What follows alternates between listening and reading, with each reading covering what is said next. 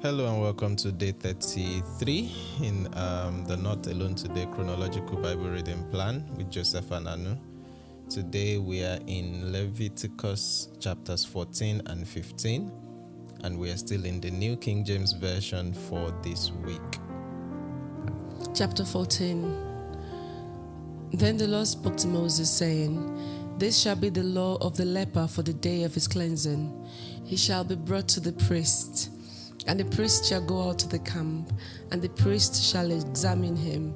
And indeed, if the leprosy is healed in the leper, then the priest shall command to take for him who is to be cleansed 2 living and 2 clean birds, cedar wood, scarlet, and hyssop. And the priest shall command that one of the birds be killed in an earthen vessel over running water. As for the living bird, he shall take it, the cedar wood and the scarlet and the hyssop, and dip them and the living bird in the blood of the bird that was killed over the running water. And he shall sprinkle it 7 times on him who is to be cleansed from the leprosy, and shall pronounce him clean, and shall let the living bird loose in the open field. He who is to be cleansed shall wash his clothes, shave off all his hair, and wash himself in water, that he may be clean. After that he shall come into the camp, and shall stay outside the tent 7 days. But on the 7th day he shall shave all the hair off his head, and his beard, and his eyebrows. All his hair he shall shave off. He shall wash his clothes, and wash his body in water, and he shall be clean. And on the 8th day he shall take 2 male lambs without blemish, 1 ewe lamb of the first year without blemish, 3/10 of an ephah of fine flour mixed with oil as a grain offering, and 1 log of oil. Then the priest who makes him clean shall present the man who is to be made clean, and those things before the Lord, at the door of the tabernacle of meeting. And the priest shall take 1 male lamb and offer it as a trespass offering, and the log of oil, and wave them as a wave offering before the Lord. Then he shall kill the lamb in the place where he kills the sin offering and the burnt offering, in a holy place. For as the sin offering is the priest's, so is the trespass offering. It is most holy. The priest shall take some of the blood of the trespass offering, and the priest shall put it on the tip of the right ear of him who is to be cleansed, on the thumb of his right hand, and on the big toe of his right foot. And the priest shall take some of the log of oil, and pour it onto the palm of his own left hand. Then the priest shall dip his right finger in the oil that is in his left hand, and shall sprinkle some of the oil with his finger 7 times before the Lord. And of the rest of the oil in his hand, the priest shall put some on the tip of the right ear of him who is to be cleansed, on the thumb of his right hand, and on the big toe of his right foot, on the blood of the trespass offering. The rest of the oil that is in the priest's hand he shall put on the head of him who is to be cleansed. So the priest shall make atonement for him before the Lord. Then the priest shall offer the sin offering, and make atonement for him who is to be cleansed from his uncleanness. Afterward he shall kill the burnt offering, and the priest shall offer the burnt offering and the grain offering on the altar. So the priest shall make atonement for him, and he shall be clean. But if he is poor and cannot afford it, then he shall take 1 male lamb as a trespass offering to be waved, to make atonement for him, 1/10 of an ephah of fine flour mixed with oil as a grain offering, a log of oil, and 2 turtle doves or 2 young pigeons, such as he is able to afford. One shall be a sin offering, and the other a burnt offering. He shall bring them to the priest on the 8th day for his cleansing, to the door of the tabernacle of meeting before the Lord. And the priest shall take the lamb of the trespass offering and the log of oil, and the priest shall wave them as a wave offering before the Lord. Then he shall kill the lamb of the trespass offering, and the priest shall take some of the blood of the trespass offering and put it on the tip of the right ear of him who is to be cleansed, on the thumb of his right hand, and on the big toe of his right foot. And the priest shall pour some of the oil into the palm of his own left hand. Then the priest shall sprinkle with his right finger some of the oil that is in his left hand 7 times before the Lord. And the priest shall put some of the oil that is in his hand on the tip of the right ear of him who is to be cleansed, on the thumb of the right hand, and on the big toe of his right foot, on the place of the blood of the trespass offering. The rest of the oil that is in the priest's hand he shall put on the head of him who is to be cleansed, to make atonement for him before the Lord. And he shall offer one of the turtle doves or young pigeons, such as he is able to afford, the one as a sin offering, and the other as a burnt offering, with the grain offering. So the priest shall make atonement for him who is to be cleansed before the Lord. This is the law for one who had a leprous sore, who cannot afford the usual cleansing.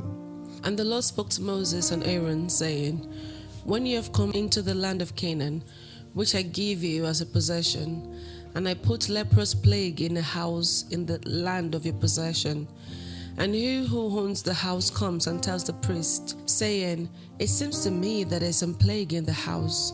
Then the priest shall command that they empty the house, before the priest goes into it to examine the plague, that all that is in the house may not be made unclean. And afterward, the priest shall go in to examine the house. He shall examine the plague, and indeed, if the plague is on the walls of the house with ingrained streaks, greenish or reddish, which appears to be deep in the wall, then the priest shall go out of the house to the door of the house and shut up the house 7 days. And the priest shall come again on the 7th day and look. And indeed, if the plague has spread on the walls of the house, then the priest shall command that they take away the stones in which is the plague, and they shall cast them into an unclean place outside the city. And he shall cause the house to be scraped inside all around, and the dust that they scrape off they shall pour out in an unclean place outside the city.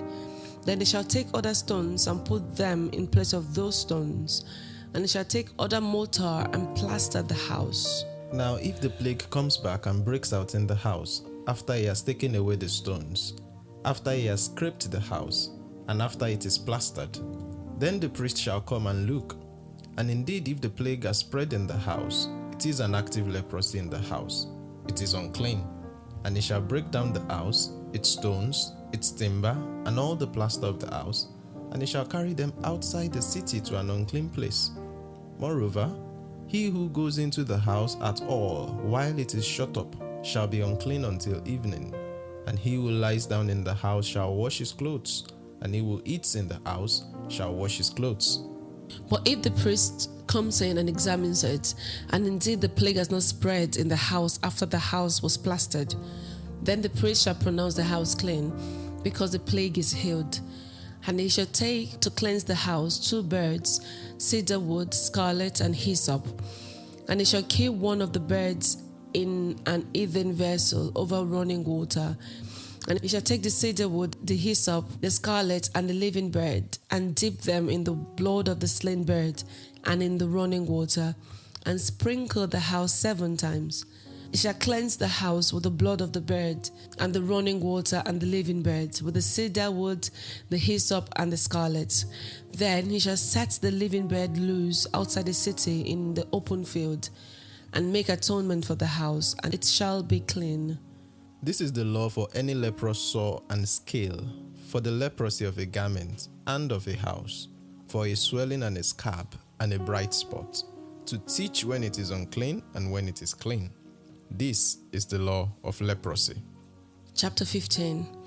And the Lord spoke to Moses and Aaron, saying, Speak to the children of Israel, and say to them, When any man has a discharge from his body, his discharge is unclean. And this shall be his uncleanness in regard to his discharge. Whether his body runs with the discharge, or his body is stopped up by his discharge, it is his uncleanness. Every bed that is unclean on which he who has the discharge lies, and everything on which he sits, shall be unclean.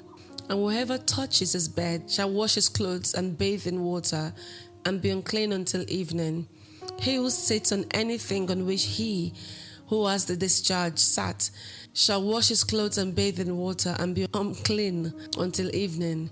And he who touches the body of him who has a discharge shall wash his clothes and bathe in water and be unclean until evening. If he who has a discharge spits on him who is clean, then he shall wash his clothes and bathe in water and be unclean until evening. Any saddle on which he who has a discharge rides shall be unclean. Whoever touches anything that was under him shall be unclean until evening. He who carries any of those things shall wash his clothes and bathe in water and be unclean until evening. And whomever the one who has the discharge touches and has not rinsed his hands in water, he shall wash his clothes and bathe in water and be unclean until evening. The vessel of earth that he who has a discharge touches shall be broken, and every vessel of wood shall be rinsed in water. And when he who has the discharge is cleansed of his discharge, then he shall count for himself 7 days for his cleansing, wash his clothes, and bathe his body in running water, then he shall be clean. On the 8th day he shall take for himself 2 turtle doves or 2 young pigeons, and come before the Lord to the door of the tabernacle of meeting, and give them to the priest. Then the priest shall offer them, the one as a sin offering, and the other as a burnt offering. So the priest shall make atonement for him before the Lord because of his discharge. If any man has an emission of semen, then he shall wash all his body in water, and be unclean until evening. And any garment and any leather on which there is semen, it shall be washed with water, and be unclean until evening. Also, when a woman lies with a man, and there is an emission of semen, they shall bathe in water and be unclean until evening. If a woman has a discharge, and the discharge from her body is blood, she shall be set apart 7 days, and whoever touches her shall be unclean until evening. Everything that she lies on during her impurity shall be unclean. Also, everything that she sits on shall be unclean. Whoever touches her bed shall wash his clothes and bathe in water, and be unclean until evening. And whoever touches anything that she sat on shall wash his clothes and bathe in water, and be unclean until evening. If anything is on her bed, or on anything on which she sits, when he touches it, he shall be unclean until evening. And if any man lies with her at all, so that the impurity is on him, he shall be unclean 7 days, and every bed on which he lies shall be unclean. If a woman has a discharge of blood for many days, other than at the time of her customary impurity, or if it runs beyond her usual time of impurity, all the days of her unclean discharge shall be as the days of her customary impurity. She shall be unclean. Every bed on which she lies all the days of her discharge shall be to her as the bed of her impurity, and whatever she sits on shall be unclean, as the uncleanness of her impurity. Whoever touches those things shall be unclean. He shall wash his clothes and bathe in water, and be unclean until evening. But if she is cleansed of her discharge, then she shall count for herself 7 days, and after that she shall be clean. And on the 8th day she shall take for herself 2 turtle doves or 2 young pigeons, and bring them to the priest to the door of the tabernacle of meeting. Then the priest shall offer the one as a sin offering, and the other as a burnt offering. And the priest shall make atonement for her before the Lord for the discharge of her uncleanness. Thus you shall separate the children of Israel from their uncleanness, lest they die in their uncleanness when they defile my tabernacle that is among them. This is the law for one who has a discharge, and for him who emits semen and is unclean thereby, and for her who is indisposed because of her customary impurity, and for one who has a discharge, either man or woman, and for him who lies with her who is unclean. This is the word of the Lord. Thanks be to God. By way of quick recap, we covered just 2 chapters, 14 and 15. In chapter 14, following on from where we left off in chapter 13, it speaks about the ritual for cleansing healed lepers. And then later on, it talks as well about the law concerning leprous houses. And then in chapter 15, we come to the law concerning bodily discharges, semen, blood, and things like that. And that's it for the 2 chapters. So what stood out to you in chapter 14? Is how that this time the ritual cleansing for healed lepers is quite complex. So in the offerings we've seen before, like grain offering, the wave offering, Yeah. it's quite in my head. if it reads simple, but for this cleansing of when a person has been healed of leprosy, it reads to be a bit more complex. So apart from the ritual cleansing of the bird and the hyssop and the scarlet, Yeah. and him shaving off his head and his beard and his eyebrows, Yes. then again there will be grain offering and there will be trespass offering. Yes. But I thought trespass offering, when we read it earlier, was for one who was regarding things done intentionally and unintentionally. Remember? Yes. Do you remember? Yes, I remember. Yeah. So I wasn't sure how it translates to this scenario. The principle that seems to run through both chapters and subsequent cleansings, as well as we continue to see, is this clash between, on the one hand, of course, if you're a leper, that you've been banished in a sense, and you want to be reintegrated, is almost a transition from death to life. Right. You are crossing a threshold. Of course, God is the God of life. Is the God that nothing, from what we've read so far, is almost like anything death. It doesn't want to have anything to do with it. Don't touch dead this, don't touch dead that. It makes you unclean and things like that. So for someone that has been a leper, or a house that has become a leprous house in that sense, they are all things that are in some sense incongruent with what God stands for. And so to come back to that reality of life is a huge transition in my understanding, and is why this elaborate cleansing ritual needs to be done, that in some sense involved both a trespass offering as well as a wave offering or grain offering and things like that. And the same thing applies for discharges, because again, we've read it before again and again that the life of a thing is in the blood.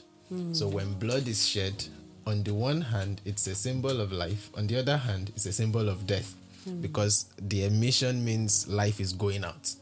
And so that death, again, needs to be what's the word? Countered in a ritual cleansing to transition again from that death, a state of death, to life.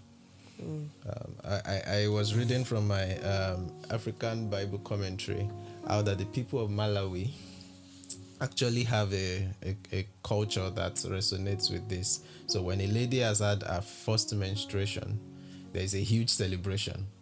But also in the same vein as they are celebrating, there are also lots of taboos that they put around the lady. So it's pretty much that same principle, death and life. So it's coming together. It's a mix that doesn't really mix, in a sense, and it gives us that sense of what we do to when we sin. Like, when Adam and Eve ate the apple, or the fruit, the forbidden fruit, we call it apple, but the Bible didn't say.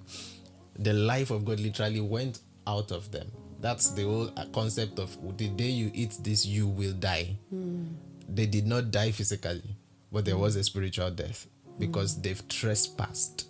So it's that same bigger concept. I'm just thankful to God, honestly. Like, the more we read all these things, the more I'm thankful that we are not in this dispensation. But then the whole point is for us to begin to see the immensity of what Jesus saved us from. So in chapter 15, Yeah.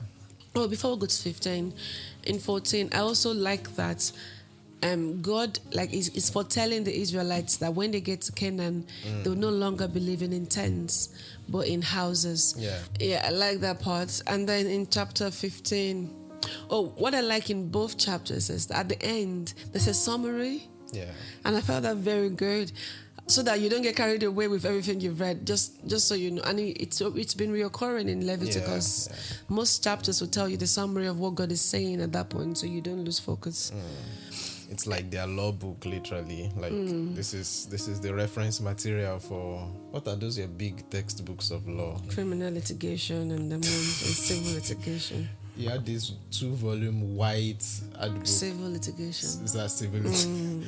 Indeed, this seems like civil litigation textbook. Because it's in some sense the law of how people continue to be able to dwell in community. So in chapter 15, another thing that stood out to me was the fact that private emissions from the body is not checked by the priests. Like when we read about leprosy and sores, we kept hearing in chapter 13, I think, we kept hearing that the person, the priest would be the one to determine whether it's a leprosy or a sore. And the person, if it's leprosy, they will keep checking it. The priest there's a word used, examine.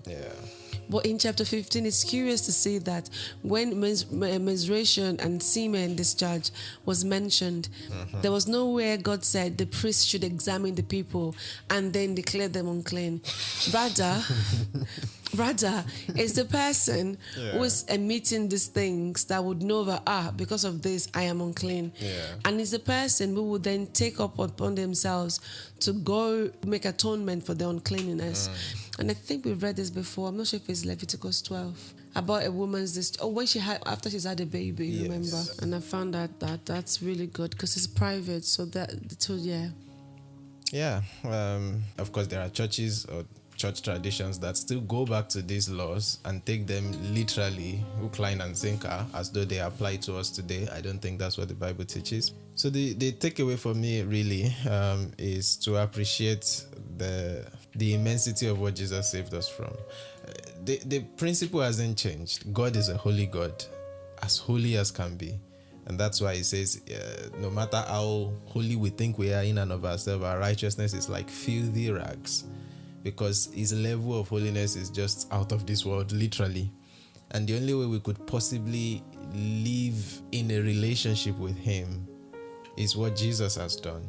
Because I don't see how, with all this cycle of, sacrifices and disenfranchisement and banishing from your people and reuniting with your people, people will continue to, if they are to be fruitful and multiply, it will be because people are being unclean and washing themselves until evening and rejoining back to the community of God's people. I mean, just to do life, you can't escape uncleanness is pretty much the message. Every month, some women will have their period and take a period of another 1 week to cleanse themselves. At the end of the day, the full time that such a woman has to integrate socially and properly and fully is probably 2.5 weeks.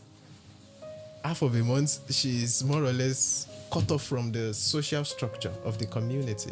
So I see how all of these things play into, the perception of the female gender, even up until the time of Jesus in the 1st century, before Jesus began to turn that table upside down and bring a reorientation. So it's massive what Jesus has done and what he has saved us from, and how we get to come in on this chosen people of God without having to go through all of these rituals. It's just a joy in that sense.